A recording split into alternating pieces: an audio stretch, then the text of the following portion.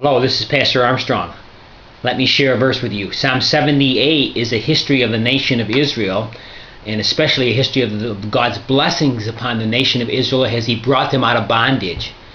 And Egypt is a picture of the world and a picture of our condition before we were born again. Crossing the Red Sea is a picture of our salvation. But God parted the Red Sea and they walked over on dry ground. He led them by a pillar of cloud by day and a pillar of fire by night. He brought water from the rock and manna from heaven. But all through these blessings, the nation of Israel refused to walk in His law. And they forgot His great works and they turned their back on Him.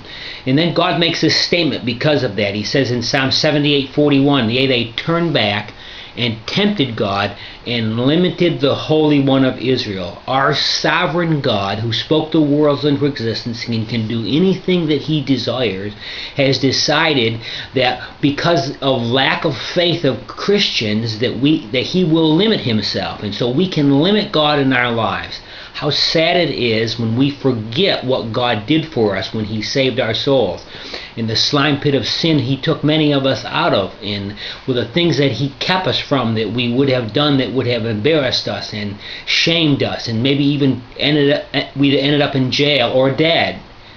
And so we ought to never forget. But the sad thing is that we can limit God's blessings on our lives, on the lives of our children, and on the life of our nation, when we will not obey Him, when we will not walk in His laws.